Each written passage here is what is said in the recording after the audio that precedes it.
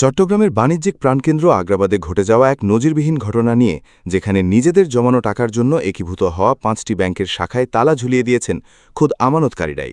Banking খাতের ভেতরে আসলে কি চলছে এবং কেন এই পরিস্থিতি তৈরি হলো, তার এমন একটি অজানা দিক আমি উন্মোচন করব, যা জানলে আপনারা সত্যিই চমকে উঠবেন। ভিডিওর শুরুতেই আপনাদের একটি কথা দিয়ে রাখছি, এই ভিডিওর একেবারে শেষ অংশে আমি আপনাদের এমন কিছু গোপন ও অত্যন্ত গুরুত্বপূর্ণ তথ্য দেব, যা আপনারা এর আগে কখনোই কল্পনাও করতে পারেননি। তাই ভিডিওটি এক মুহূর্তের জন্যও না টেনে একেবারে শেষ পর্যন্ত আমার সাথে থাকুন। দর্শক, আপনারা নিশ্চয়ই জানেন, মানুষের জীবনের সবচেয়ে ভরসার জায়গাগুলোর একটি হলো ব্যাংক। মানুষ তার জীবনের সব সঞ্চয়, মাথার ঘাম পায়ে ফেলা রোজগার, ভবিষ্যতে নিরাপত্তার জন্য ব্যাংকে জমা রাখে। কিন্তু সেই ব্যাংকই যদি আপনার জমানো টাকা ফেরত দিতে তালবাহানা করে, তখন আপনার কেমন লাগবে?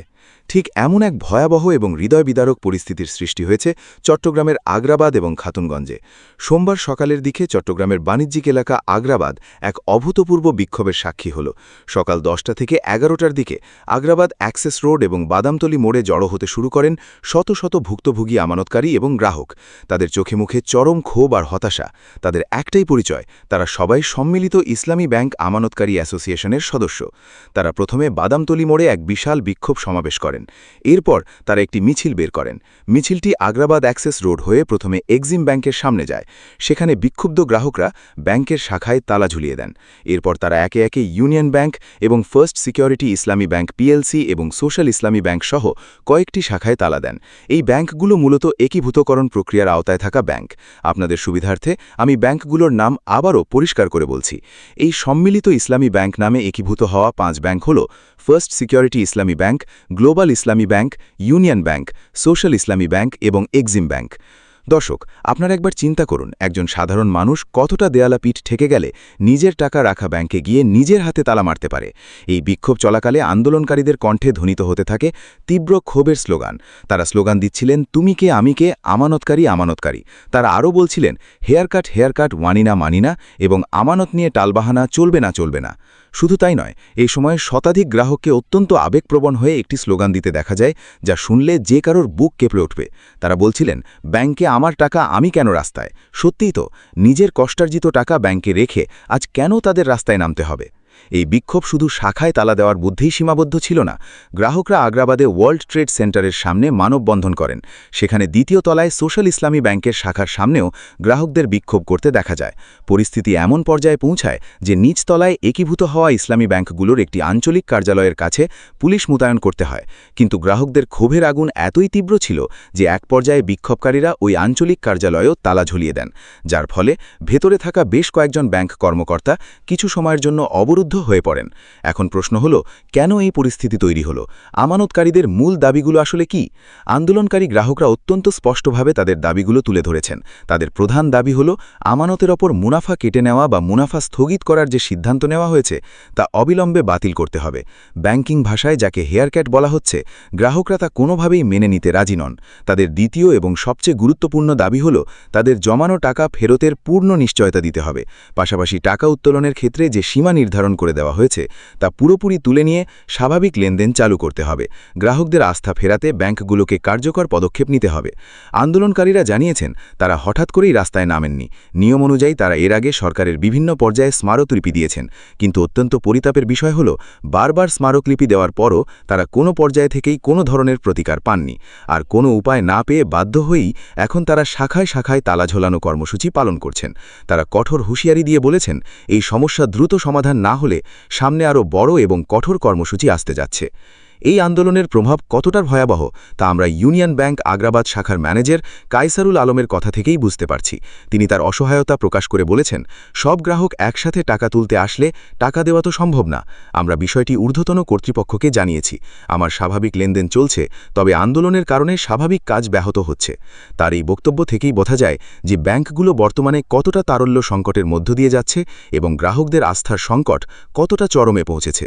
প্রিয় দর্শক, এই পুরো ঘটনার মধ্যে মধ্যে সবচেয়ে কষ্টের জায়গাটি হল সাধারণ মানুষের অসহায়তা। ব্যাংকে টাকা রাখা সাধারণ গ্রাহকদের করুণ আর্তনাদ। সামিনা আক্তার নামে একজন আমানতকারী অত্যন্ত আক্ষেপের সাথে যে কথাগুলো বলেছেন তা শুনলে আপনারও চোখে পানি চলে আসবে। তিনি বলেছেন, ভবিষ্যতের নিরাপত্তার জন্যই টাকা জমিয়েছিলাম, কিন্তু এখন দরকারে টাকা তুলতে পারছি না। সামনে পবিত্র ঈদুল আজহা, টাকা না পেলে হয়তো কোরবানি দিতে পারবো না। এর চেয়ে কষ্টের আর কি হতে পারে? একবার ভাবুন তো, সারা জীবনের সঞ্চয় ব্যাংকে পড়ে আছে, অথচ টাকার অভাবে একটি পরিবার ঈদের আনন্দ থেকে বঞ্চিত হচ্ছে, কোরবানি দিতে পারছে না। এর চেয়ে বড় ট্র্যাজেডি আর কি হতে পারে? এই ক্ষোভ শুধু আগ্রাবাদেই সীমাবদ্ধ নেই। এর আগে গত রোববার চট্টগ্রামের অন্যতম বৃহৎ পাইকারি বাজার খাতুনগঞ্জেও বিক্ষোভ করেছেন এই গ্রাহক এবং আমানতকারীরা। সেখানেও তারা ইউনিয়ন ব্যাংক সহ 3টি ব্যাংকের শাখায় তালা ঝুলিয়ে দিয়েছিলেন। সেই খাতুনগঞ্জের বিক্ষোভে অংশ নিয়ে ক্ষতিগ্রস্ত আমানতকারী সমিতির চট্টগ্রাম শাখার সাধারণ সম্পাদক মোহাম্মদ আজম অত্যন্ত যৌক্তিক একটি প্রশ্ন তুলেছেন।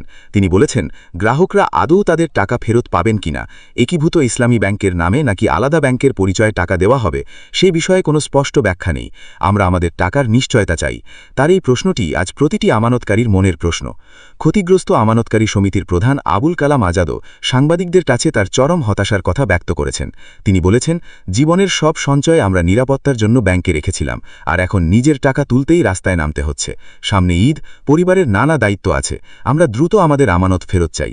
এই সাধারণ মানুষগুলোর আর্তনাদ কি সংশ্লিষ্ট কর্তৃপক্ষের কানে পৌঁছাচ্ছে না? পরিস্থিতি নিয়ন্ত্রণে আনতে ডাবলমোরিং থানার ভারপ্রাপ্ত কর্মকর্তা বা ওসি জামাল উদ্দিন খান তার পুলিশ বাহিনী নিয়ে দ্রুত ঘটনাস্থলে পৌঁছেছেন। তিনি জানিয়েছেন, খবর পেয়ে পুলিশ দ্রুত ঘটনাস্থলে পৌঁছে পরিস্থিতি নিয়ন্ত্রণে আনে।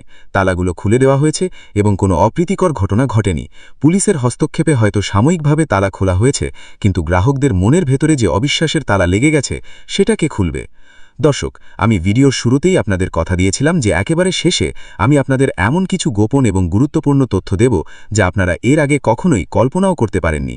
তাই ভিডিওটি এক মুহূর্তের জন্যও না টেনে একেবারে শেষ পর্যন্ত আমার সাথে থাকুন। আপনারা বারবার একটি শব্দ শুনছেন, একীভূতকরণ বা মার্জার। বাইরে থেকে দেখতে মনে হচ্ছে দুটি দুর্বল বা তারল্য সংকটে থাকা ব্যাংক মিলে একটা বড় এবং শক্তিশালী ব্যাংক তৈরি হচ্ছে, যার নাম দেওয়া হয়েছে সম্মিলিত ইসলামী ব্যাংক। সাধারণ গ্রাহকদের বোঝানো হচ্ছে যে একীভূত হলে তাদের টাকা আরও বেশি নিরাপদ হবে, কিন্তু এর ভেতরের গোপন সত্যটি হলো সম্পূর্ণ ভিন্ন এবং ভয়াবহ।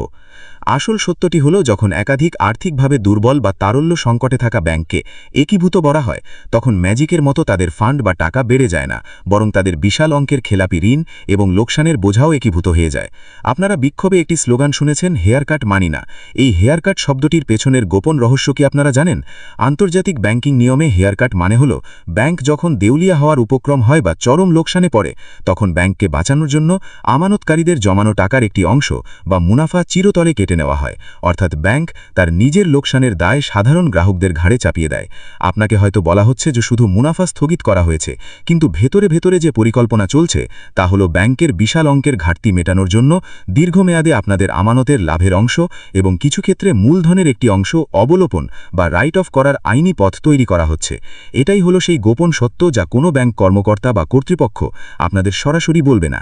আপনারা ভাবছেন টাকা উত্তোলনের সীমা হয়তো সাময়িক, কিন্তু বাস্তবতা হলো এই 5টি ব্যাংকের যে পরিমাণ ক্যাশ বা নগদ টাকা থাকার কথা, তা এই মুহূর্তে তাদের ভল্টে বা বাংলাদেশ ব্যাংকের কাছে সংরক্ষিত নেই। টাকাগুলো বিশাল বিশাল ঋণের নামে আগেই বের হয়ে গেছে, যা আর ফেরত আসছে না। তাই একীভূতকরণের এই পুরো প্রক্রিয়াটি আসলে সাধারণ আমানতকারীদের টাকা দিয়ে ব্যাংকের তৈরি করা বিশাল আর্থিক গর্ত ভরাট করার একটি সুকৌশল মাত্র। এই জন্যই মোহাম্মদ আজম বা আবুল কালাম আজাদের মতো গ্রাহকরা কোনো স্পষ্ট উত্তর পাচ্ছেন না যে তারা তাদের পুরো টাকা আদৌ ফেরত পাবেন কিনা। আপনারা যারা ভাবছেন আজ বা কাল পরিস্থিতি স্বাভাবিক হয়ে যাবে, তাদের জন্য এটি একটি বড় সতর্কবার্তা। ব্যাংকিং খাতের এই সংকট শুধু 5টি ব্যাংকের নয়, এটি পুরো আর্থিক খাতের একটি কাঠামোগত দুর্বলতার বহিঃপ্রকাশ। প্রিয় দর্শক, এই ছিল আজকের এই ঘটনার পেছনের রূঢ় বাস্তবতা এবং সেই গোপন তথ্য যা আপনাদের জানাটা অধিকার। আমার এই চ্যানেলের উদ্দেশ্যই হলো আপনাদের সামনে সত্যটি তুলে ধরা, তা যত কঠিনই হোক না কেন। আপনাদের কষ্টার্জিত টাকার সুরক্ষা আপনাদেরকেই নিশ্চিত করতে হবে এবং সবসময় চোখ কান খোলা রাখতে হবে। আশা করি বিষয়টি বুঝতে পেরেছেন। আর আজকের ভিডিওটি এই পর্যন্তই। আশা করি ভিডিওটি আপনাদের ভালো লেগেছে। ভিডিওটি ভালো লাগলে লাইক আর কমেন্ট করতে ভুলবেন না। দেখা হবে অন্য কোনো ভিডিওতে। সে পর্যন্ত সবাই ভালো থাকবেন। ধন্যবাদ।